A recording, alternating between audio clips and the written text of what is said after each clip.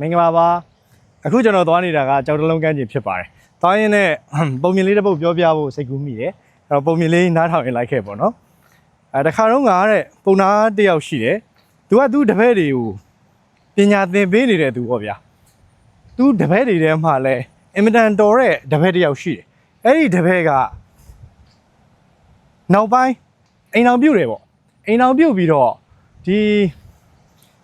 အိမ်မှုကိစ္စတွေဒီအိမ်နောက်ကိစ္စတွေလုံရင်းနဲ့သူစိတ်ရှုပ်ထွေးတယ်သိတဲ့အတိုင်းပဲလေနော်အိမ်အောင်ပြုတ်တယ်ဆိုရင်ဆင်းရဲတာလည်းရှိမယ်ချမ်းသာတာလည်းရှိမယ်ပြောရတာလည်းရှိမယ်ဝမ်းနည်းရတာလည်းရှိမယ်အဲ့လိုအခြေအနေမှာ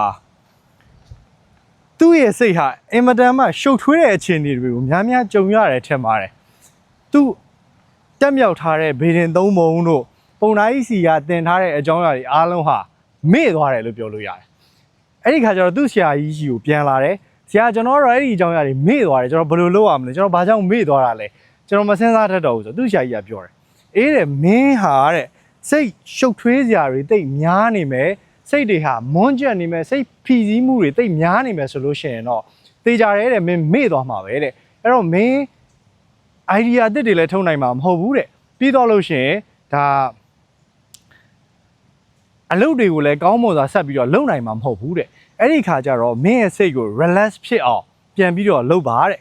စိတ်တွေကြည်လင်နေမှသာလျှင်အလုပ်တွေကိုတည်တည်ချာချာလုပ်နိုင်မယ် idea ကောင်းတွေကိုထုတ်နိုင်မယ်ဆိုတော့အခြေအနေတရက်ကိုပြောပြတယ်ခုလဲကျွန်တော်တို့ဒီပုံမြင်နေတဲ့အတိုင်းပဲစိတ်အပန်းပြေဖို့အတွက်ကျွန်တော်တို့စိတ်ဝင်စားတဲ့အရာတစ်ခုခုကိုလုပ်ကြရတယ်ဘာလို့လဲဆိုတော့ကျွန်တော်နေ့စဉ်နဲ့အမျှနေ့စဉ်ဘဝမှာဘဝအမောတွေရှိတယ်နောက်ပြီးတော့စိတ်ဖိစီးမှုတွေရှိတယ်အဲ့ဒါတွေကိုဖြေလျှော့နိုင်တယ်ဆိုလို့ရှိရင်ကျွန်တော်တို့အကြံဉာဏ်ကောင်းတွေ idea အသစ်တွေနဲ့အလုပ်တွေအများကြီးစူးစမ်းနိုင်မှာဖြစ်တယ်ဒါကြောင့်အလုပ်စူးစမ်းတဲ့အချိန်မှာအားနဲ့မန်နဲ့စူးစမ်းရတယ်လို့မျိုးပဲပင်ပန်းလာတဲ့အခါအုံနောက်ပဲဖြစ်ဖြစ်စိတ်ပဲဖြစ်ဖြစ်နှလုံးသားပဲဖြစ်ဖြစ်ပင်ပန်းလာတဲ့အခါမှာခဏလေးတော့နားတင်တယ်လို့ထင်တယ်နားရမယ်ဒါမှသာလေကျွန်တော်တို့ idea အသစ်တွေအတွေးခေါ်အသစ်တွေနဲ့ပြန်ပြီးတော့ run နိုင်မှာဖြစ်တယ်အခုလဲ